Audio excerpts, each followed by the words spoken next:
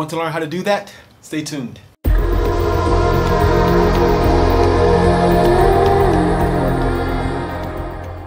Hey, what's up everybody? Welcome back to my channel. My name is Rod Vester, and this is the best place for musicians who want to develop skills on and off their instrument. On this channel, I give piano tutorials, as I will today, and also I cover a broad range of topics including building confidence, getting along with difficult people, releasing new music, fundraising, performance anxiety, and many other things. So if that sounds interesting to you, make sure you hit the subscribe button and also click the notification bell so you'll know when I upload new videos, which is every week. All right, so there are two words that probably scare most musicians. Those two words are music theory.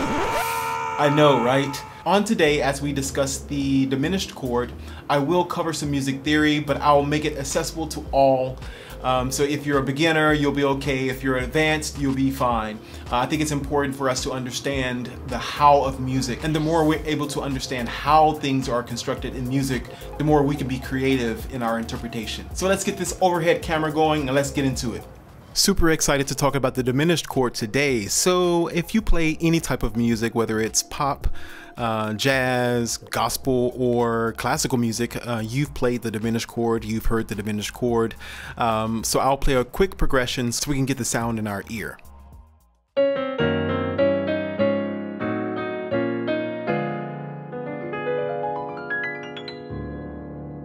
Right, sound familiar? So this diminished chord.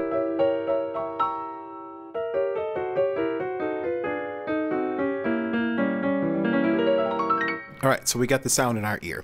So what is the diminished chord? I think it's important for us to understand how it's constructed so we can be as creative as possible in creating our own formula. So a diminished chord is a triad built from the root note, minor third, and a diminished fifth. So it's a chord with two minor thirds above the root. So diminished chords are really easy to build because the note intervals are equally spaced by a third, meaning that each note is in a diminished chord is separated by 3 half steps. All right, so let's take a C major triad. So we have the root C, we have the third E, then we have G, which is the fifth. So if we wanted to make this a diminished C triad, what should we do? So we just said it's minor thirds. So all right, so that's the C diminished triad.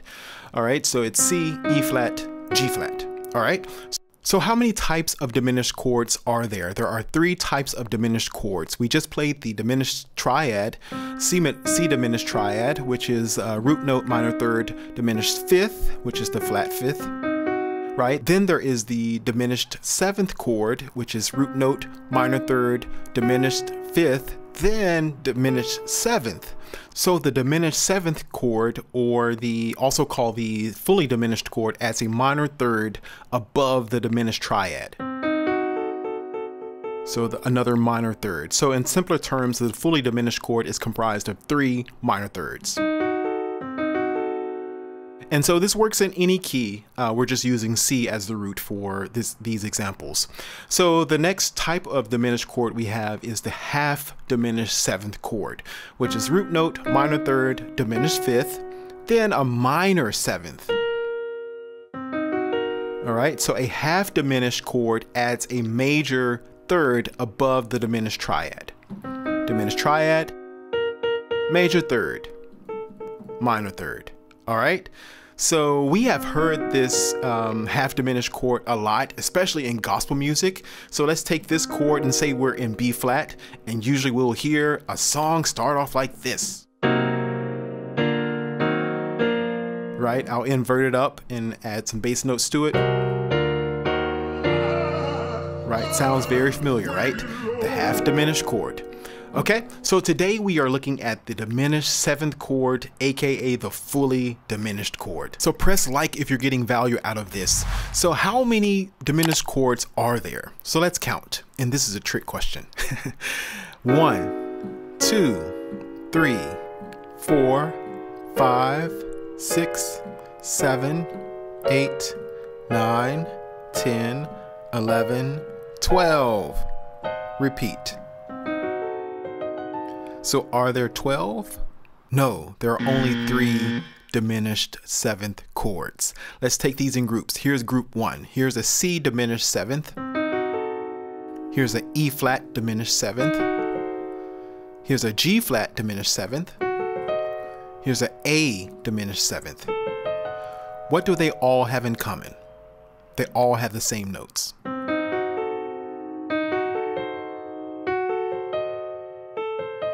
Right, it's just inverted. All right, here's group 2. Here is a D flat diminished seventh. Here's a E diminished seventh. Here's a G diminished seventh. Here's a B flat diminished seventh. What do they all have in common? The same notes. All right, here's our last group 3. Here's a D diminished seventh. Here's a F diminished seventh. Here's a A flat diminished seventh. And here is a B diminished seventh. What do they all have in common? You got it. The same note. Now here is the trick that you've been waiting for. All right, so let's take the E diminished seventh chord. So how do we spice this up a little bit or change it up a little bit to just add some color to it? I'm glad you asked. So here's the trick. You take any of the notes and move them up a whole step. All right, so here's E. Let's move E up a whole step. So to G flat or F sharp. And then let's play the chord. It's pretty cool, right? Gives a little clustered sound, crunchy.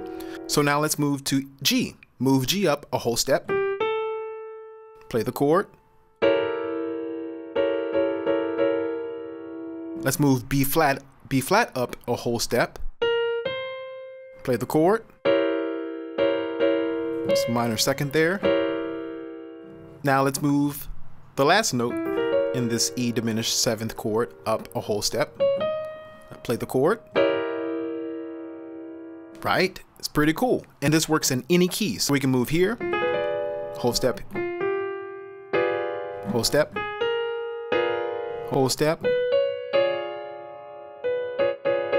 whole step. Okay? So let's put this into practice. So you may not want to, create this really kind of crunchy minor second sound, even here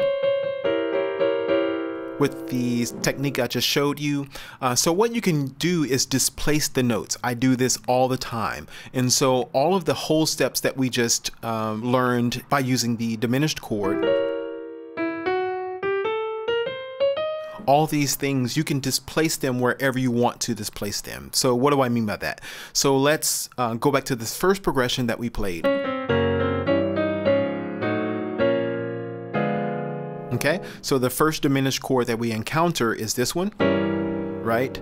So I'm going to take this chord and I'm going to use the G to the A technique, the little trick there. But I'm going to move the A here, okay? Creates it changes the whole quality of the chord, creates a, just a different color, something different to use.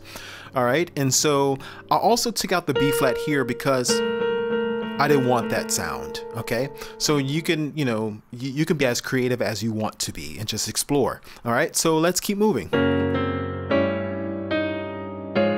We encounter another diminished chord here. I'm going to move the E flat to the F, right? Gives a different sound. Moving to the sixth there, right? So let's take it again. Now, if you wanted to get fancy, you can break up the chord and create some type of run, right? Arpeggio or, some type of run.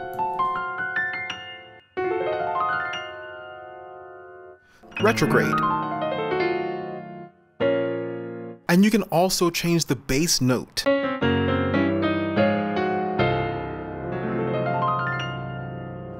Right? I just played a C in the bass, right? Because it's still a part of the diminished, right? Descend.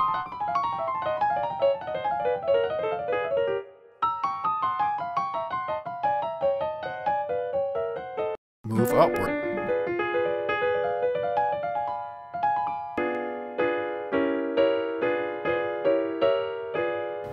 That was fun, right? Interested in how you use the diminished chord? Comment below and let me know how you use the diminished chord, and if you even like the diminished chord.